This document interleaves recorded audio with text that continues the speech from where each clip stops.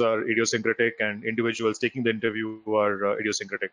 So given that there is no set formula for a markets-related interview, the least you can do and what you should definitely be doing is be aware of what's happening in currently in the markets. Typically, the questions that would come would be around what's happening in markets. And at the moment, as you all know, there's plenty happening in markets. So, for instance, if a question comes on Iran sanctions or on China trade war or on what's just got done with US, Mexico, and Canada and the new trade regime, those kind of questions you would be expected to know something about, right? Typically, what I used to like when I used to interview people from various institutes is clarity of thought. Normally, if you've got a person who's thought through all the factors, anybody can give a view. Anybody can say, I think dollar's going up, I think dollar's going down, I think US Treasury yields are going up or down or whatever. Anybody can say that. If you can, the best answers I would like is would have three parts. One is, so if I ask a question about where do you think oil prices are headed, if you can tell me three things that indicate oil prices are going to go up, three things that indicate that oil prices should come down, and three unknowns which you will be watching for as you go along, and therefore a conclusion, that would be a fantastic answer in my mind. It would indicate that you know what the various factors are. It would indicate that you've done some amount of thinking to figure out what is important, what is not, and therefore you've distilled out a view. And you also left yourself an escape route by saying that you don't know ABC, which, by the way, is reality for all of us. None of us really has a clue where markets are headed in the future. Likewise, if you're asked a broad question about India's fiscal situation, for instance, I would expect awareness, because it is an important factor as we go along in for India's macroeconomic situation. Again, I would expect you to have some data points around it. And then, something about what is the budget, what assumptions in the budget look difficult at this point in time, both on the revenue side and on the expenses side, and therefore, what do you think is going to happen, right?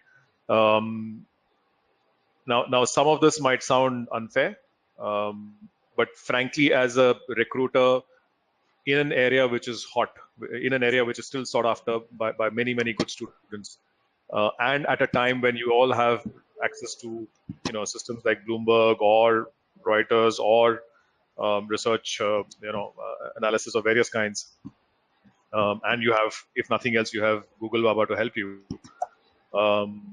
That minimum amount of awareness and hard work is expected.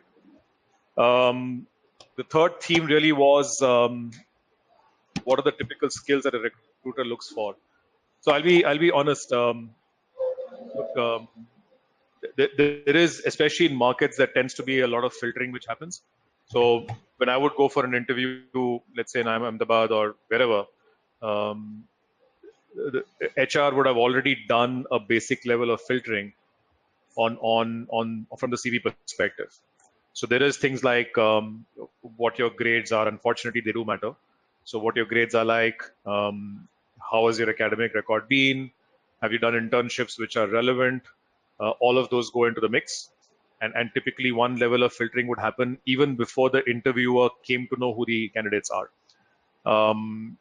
Thereafter, frankly, it becomes a free flow depending on what the interviewer really is looking at. As I said, it becomes very idiosyncratic because in all the three organizations that I worked for, here is a dark and dirty truth. We never really had a training for the interviewers were never trained to say, here's what you should be looking for.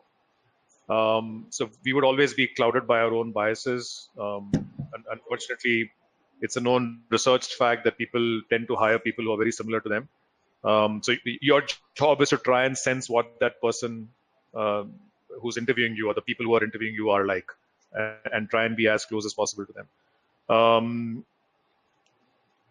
in my case, again, as I said, it's very idiosyncratic, and different people would have different ways of doing this. I would use academics as a filter. It's a necessary condition, but not a sufficient condition. And the reason I would put some importance in that is that, especially if you go into things like structuring or into research, etc., you should have the ability to study. You should have the demonstrated capability of doing deep analysis. So that part would be important for me. And then I would ask something about, as I mentioned earlier, something about current affairs, something that I would expect students to be up to date about. And depending upon how the answers came, I would ask tougher questions. And tougher questions meant the student was doing well, and I wanted to see to what level they can really go to. I still remember some interviews where the students could answer me all the way right up to the end, and then I knew this guy would be better than me. By the time he joined the bank and had a couple of years in the bank, so those kind of students we absolutely, obviously love a lot, right? Typical areas where questions are asked, I think I've covered that broadly.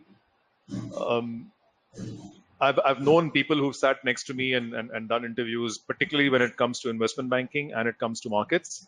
You could also expect stress questions. Markets are stressful, especially if you're a trader. You will have to handle, and Jaishankar will tell you about this, you will have to handle several emotions through the course of a single day, from ranging from boredom to panic to agony to ecstasy. And you need to have that equanimity to be able to manage stress of various kinds.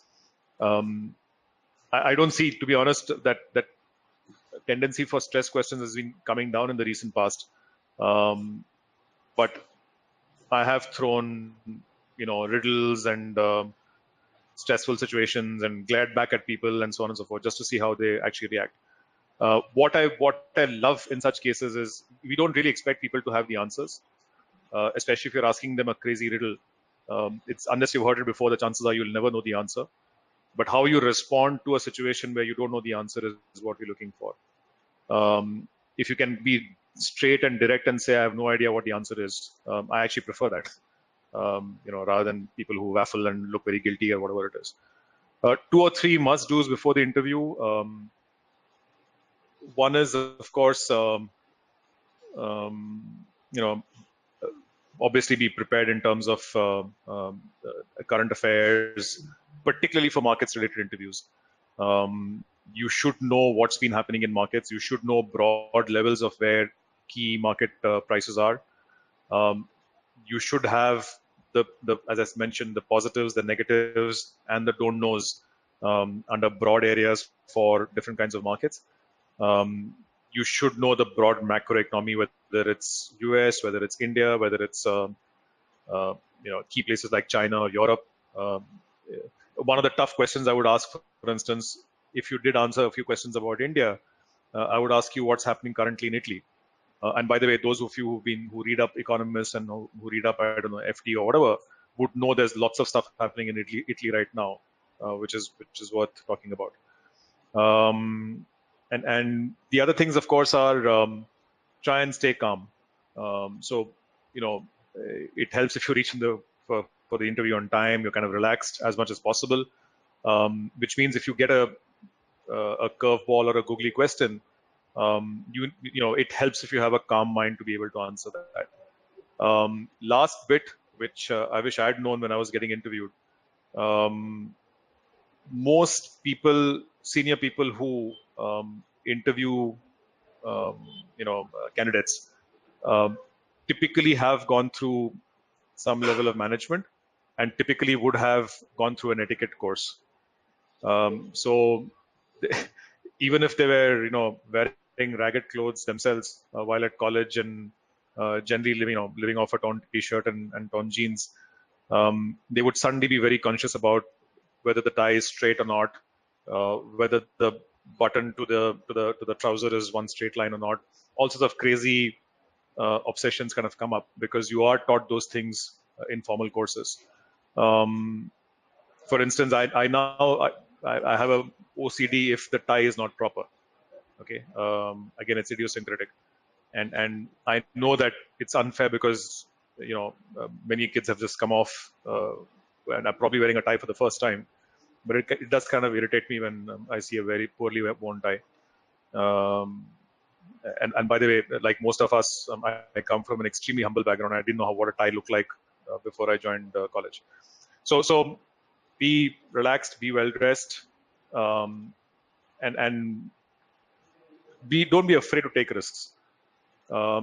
Smart answers, or at least the how should I put it? Uh, the fact that you're willing to try out and give a smart answer really helps. So one of the guys who by the way I did recruit, a silly question that I asked him was, without looking up, tell me which way does a ceiling fan rotate? Which is a completely silly, nonsensical question which had no relevance to anything. And those are the days when we had ceiling fans in rooms and stuff. And this guy turned around and said, it depends on whether you are looking at it from down or from the top. I hired him. I kind of like the fact that this guy was a smart thing. He was obviously very relaxed to be able to say that. And I kind of like that answer.